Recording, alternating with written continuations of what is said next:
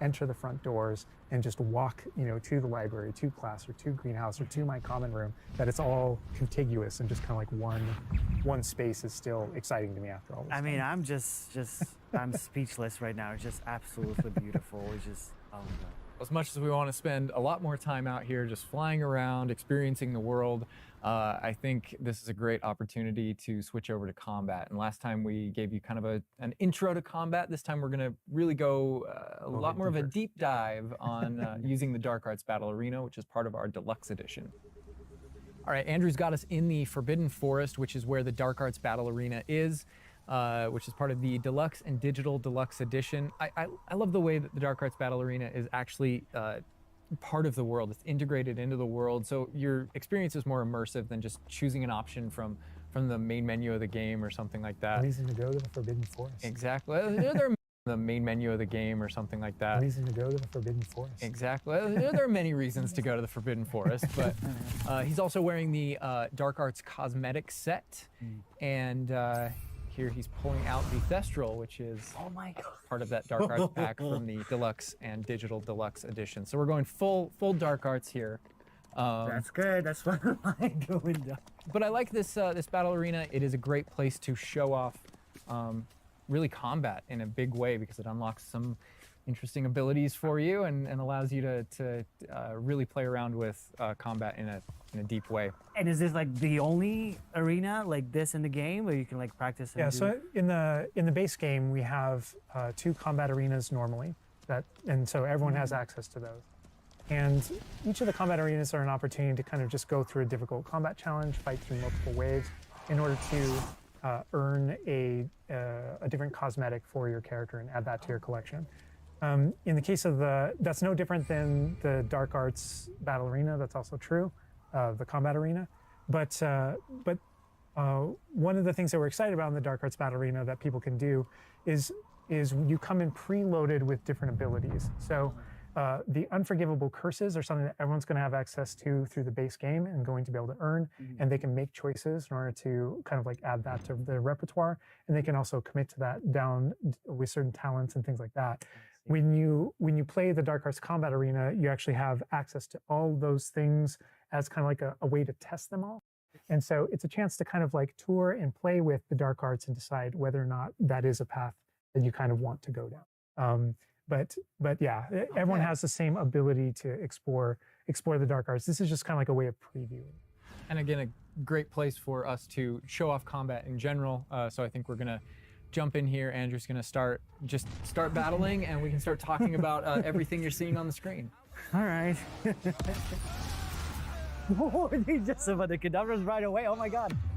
We're starting off strong. Oh my God. Was that Kujio? Oh my God. That's so cool. Yeah, so that you'll notice right away, like when we used Avada Kedavra, that guy's health bar went from instant to 0, and we really are trying to honor the way Avada Kedavra works in the game, even in some pretty extreme situations. You'll notice that like the meter takes up a lot longer to a little kind of build up as a way to kind of deal with its extreme power, just so that it's still fun to use. And then there's some ways that we'll probably talk about to adjust that. But I don't know. I don't know if there are things on the screen that you just have questions about. Well, like I see like little blue things pop up from the enemies. Also, before like that sign, well, it's like, so in the community we call it the ancient magic sign. I don't know if that's how it's called. Yeah. In the game. So the community is astute. So on the development side and in player facing in the game, we reference that as your ancient magic meter. Oh, so it is ancient magic. That is, yeah. So as your abilities in the game keep growing and you become exposed to some of the secrets about your own kind of history and your own abilities, you start unlocking new powers. So one of those powers, you'll see the R1 button appearing throughout the game.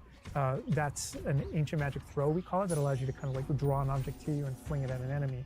Okay. But whenever you see the R1 or the L1 plus R1 appear over somebody's head, that's an ability to cast a very devastating and powerful ancient magic spell to do a ton of damage against the character. I see. And the way that manifests itself depends on the type of enemy that you're fighting. And you'll see a wide variety of enemies in here that are pressuring the player in different ways. You'll notice there's There's abilities that kind of bubble up under the player as he's fighting that force him to move. And there's different ways that we want the player to kind of move around on the battlefield. And that's actually a good link to the Ancient Magic meter in general. And the reason why I say that is because as you're doing different things in combat, you're protegoing and you're doing different abilities and you can kind of spec into it with your talents, there are different ways to get that meter to build faster and faster. So one of the most effective base ways to build up that meter fast, that way you can launch these devastating attacks whenever you want to, is to actually perform combos. So you see that combo appearing, and it's almost like your emotions are building up, and then basically that builds up enough that you can attack someone. But as the combo meter builds up, at some point you strike someone and a piece of their magic kind of falls out of them. You'll see these blue orbs in the game world, and there's something that only you can see in the narrative, in the world. And it's another reason to move around on the battlefield. If you can go up and collect those things and suck them in, they give big jumps to that Ancient Magic meter as we're playing. We're talking a lot about spells and magic here, but I think there's another huge component of combat, and that is the tools that you can bring to combat as well to kind of change the way you play. And I think Mackenzie knows a lot about what's going on with the plants and potions. And so the tools are really interesting because they're basically like a prior investment. So you can bring the potions and the plants that you grow in the Room of Requirement to combat to essentially kind of help you defeat enemies a lot quicker and more efficiently.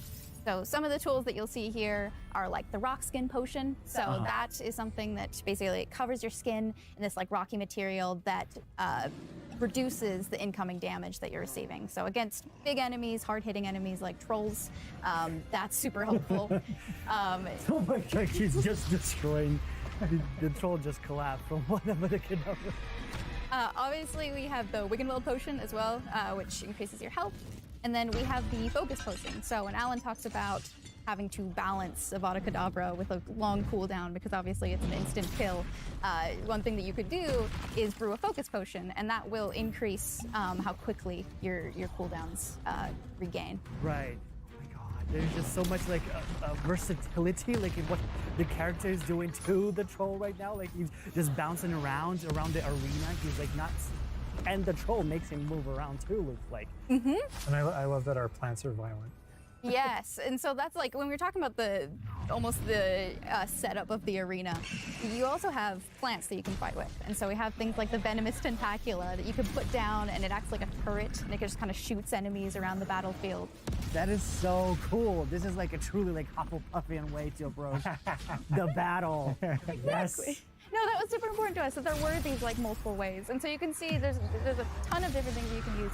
The Mandrake is one, so you can pull it out and it stuns with its like piercing cry these enemies in a radius. And another thing I want to call out that we're seeing on the side of the screen here is these dueling feats, which I love because I love anything that prompts me to play a game in a different way, a unique way. I don't want to get stuck in my style, you know? And so this is a way to, if you want to get stuck in your style, go for it. If you just want to blast people with spells, go for it. But we also want to have some things over here that may make you use certain plants or certain potions or block more or... Yeah, we mentioned the field guide challenges in the prior stream. And the field guide challenges, this is the way that the field guide manifests like challenges for you to do in combat. And exactly to your point, we just wanted a way to encourage players to explore the different systems, to help them decide, to just kind of practice with them and explore what they want to do, because there really are so many different ways that you can push talents. When you see the green X's on characters, that's right, and that's kind of through your talents you can unlock this kind of cursing mechanic that sort of like links the fates of these different characters on the battlefield. That way, as you get as you're cursing different characters, they all begin sharing damage, and so we have things like Avada Kedavra, which is the insta-kill, but if you curse everyone before you insta-kill this one guy, they can all drop dead for that kind of ultimate Voldemort fantasy.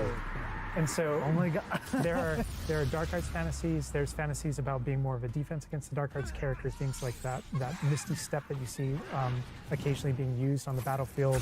And we can also spec into our potions and plants to make them more powerful and more efficacious. So it's all about which type of player you feel like you are and whether or not you want to play with prep on the fly or with deliberation, and those are all different options. That is so cool because like it's like I see so much like going on the screen, just so much complexity, and I want to just try it myself, like which style works best. I mean, I feel like it's the dark arts is going to be the easiest route, but You're that our ancient audience. magic, to be honest, feels like much more powerful than just the dark arts. Yeah. To be fair. And speaking of plants and potions, we're going to be putting the dark arts away, put those unforgivable curses away, and heading to the Room of Requirement, which is your home within Hogwarts, a personalizable space that actually has some utility as well, where you get to brew things and grow things and also care for some beasts. All right, Andrew's got us in the Room of Requirement, wearing, we kind of went casual mode on the outfit here, wearing a nice jumper. And I think that's a good jumping off point for the personalization of the space as well. Not just your character and the visuals of your character, but actually this space is a place that you can make your own. Yeah, it was super important to us that this space really did feel like your reflection as a wizard. So you can change the architecture in here. What? Different themes throughout, starkly different themes, to really just hammer home that this is yours. You Oh can my change- God! What? This is beautiful. We never expected that to be. Oh my God. That's the thing, is not only can you change the architecture here, but you can actually conjure little objects into this space, as you can see. So there's like statues that you can do, and ornaments and tables and rugs and just a bunch of little things that really flesh out the space and bring it to life. Oh my goodness, because like we had an idea that those places where you brew stuff, that's where you can change, but you can do all of this. Where do you even get this stuff? Like there's a furniture store? Yeah, so we call them conjurations. And the conjuration recipes can be purchased at Tomes and Scrolls in Hogsmeade. But also as you engage in different types of gameplay throughout the world, you'll be rewarded with different objects. That's so cool. And you change color? You can change the color, you can change the size of it, and you can place it basically anywhere. Oh my God, it's so tiny. It's like for Baby Niffler. And I love how the system too is designed. It's not mechanical; it's immersive, and so you get the magical effect of conjuring it in, and you're actually doing this in the world as your character. But the way you've blended like that gameplay with the immersive design of personalizing the space. Oh my God, like, and I love the animation, how it like appears, you know, like it's not just like there, it's like, it almost like it apparates. It is really quite beautiful, and that was the thing, is we wanted that to look really nice because the magic in the wizarding world is everywhere. It's physical, it's kinetic, and it's whimsical. We really wanted to nail that whimsy in this space. Another thing that I wanted to discuss is that not only can you like conjure things and you can change their look, but you can do that with the utility objects as well. So you can see that we have planting pots and potion stations, and you can change the look of those as well. And these are the areas where, as we had mentioned previously, you'll be growing your plants, you'll be brewing your potions. Right.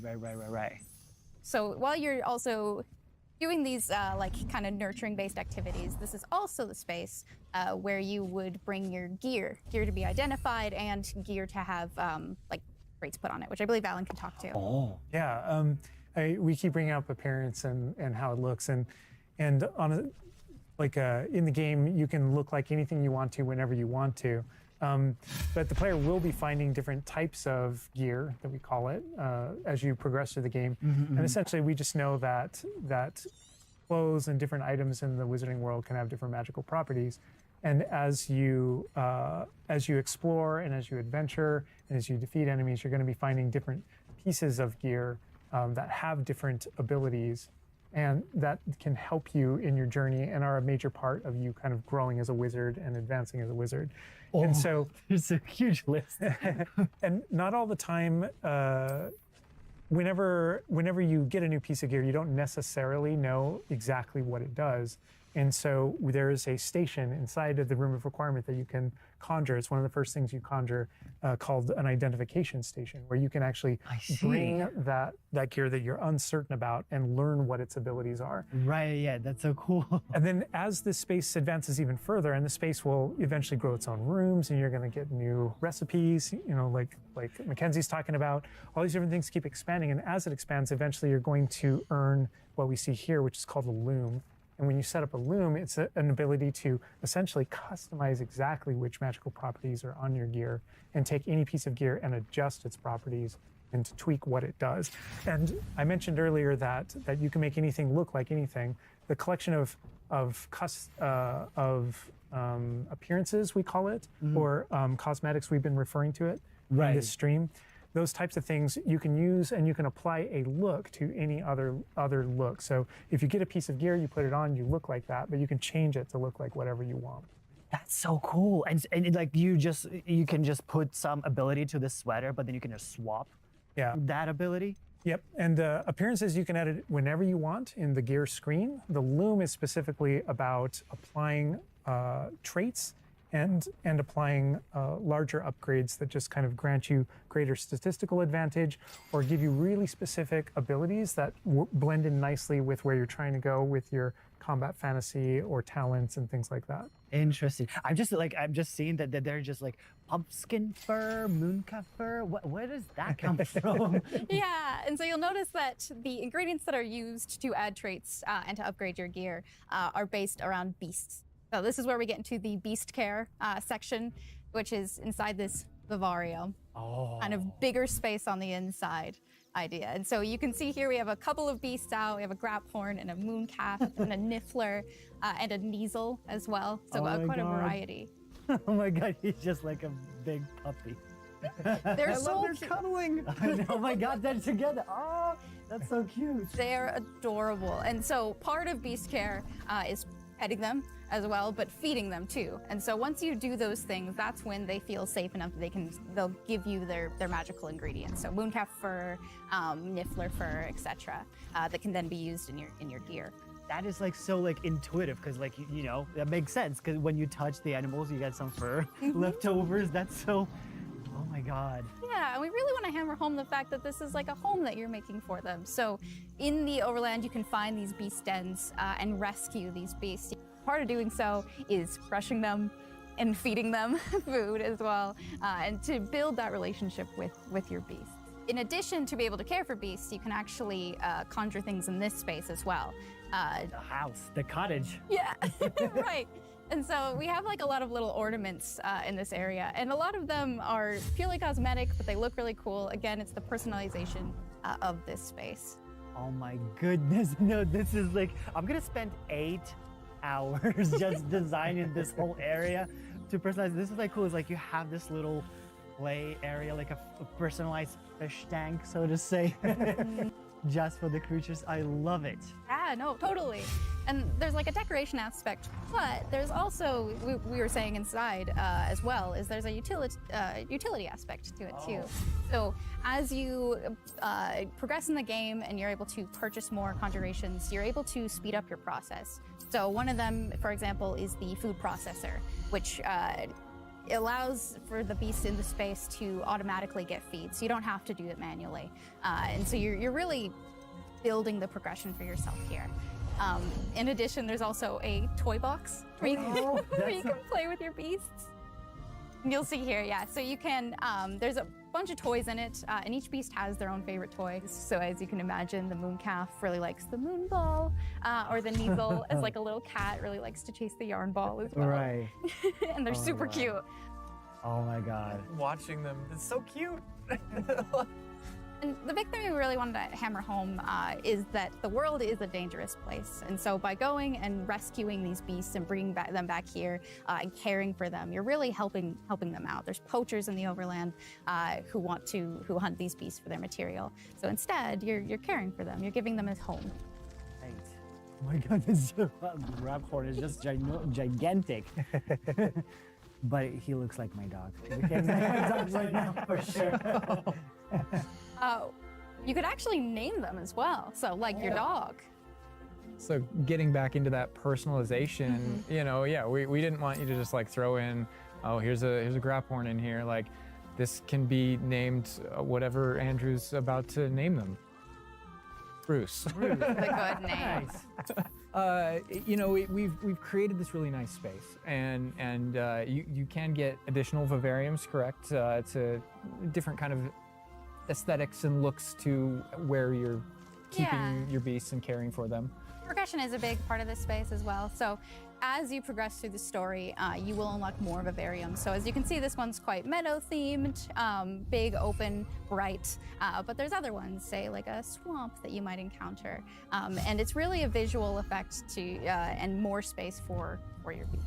Oh, so it's like those, so when we're inside the room requirement, there's like on the left, there's that moon glow from one entrance and then some shrubbery going on the right. Is that what you're talking about? Yep, that's exactly it. Ah, oh, you put trees in here too. Oh my goodness. And another thing with the beast care that I think is great, you know, tying back to this same kind of thing that you did with like the broom, where the broom is not just a method of travel, it's actually built in and integrated into the world.